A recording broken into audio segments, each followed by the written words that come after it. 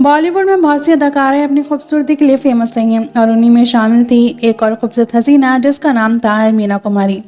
मीना कुमारी खूबसूरती के साथ साथ अपने हुनर से भरपूर थी, लेकिन इस मीना कुमारी की किस्मत में सुख नहीं था। निजी जिंदगी में इन्हें इतने गम मिले कि 39 साल की उम्र में ये दुनिया से रुखसत हो गए। जितनी बुलंदियां इन्होंने अपने करियर में पाई, निजी जीवन उतना दुखों से भरा रहा।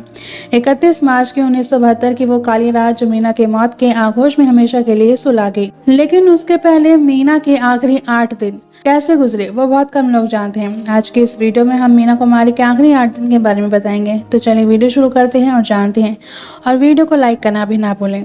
शराब की लत में डूबी मीना कुमारी इसकी इतनी आदी हो गई थी कि इसके बिना वो एक पल भी नहीं रह पाती थी। इस लत ने मीना को इतना बीमार कर दिया कि यह दुनिया से ही रुखसत हो गई। इस लत ने इनके लीवर की पूरी तरह डैमेज कर दिया था। यह लीवर सोराइसिस नाम की बीमारी से पीड़ित हो गई थी, जिसका इलाज करवाने ये लंदन भी गई थी।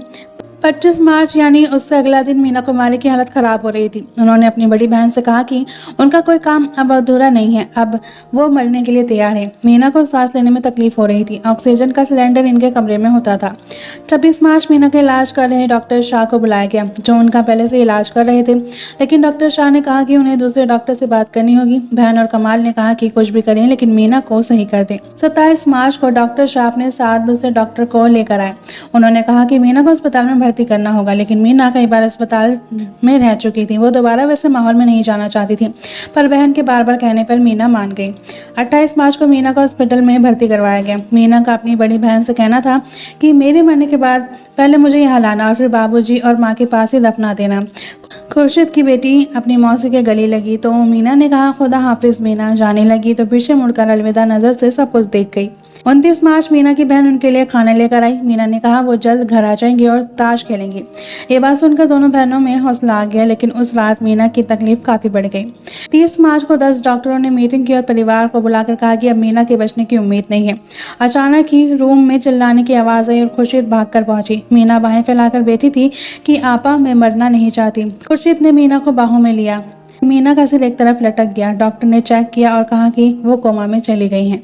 31 मार्च अगली सुबह मीना का शरीर सफेद पड़ गया। ऑक्सीजन की पाइप, पैर में लगी हुई सुई और एक और सुई लगा दी, जिससे मीना के शरीर में जमा गंदगी को बाहर निकाला जा रहा था। 2:30 बजे तक मीना की हालत बिगड़ गई और फ्लूइड की जगह खून निकलने लगा।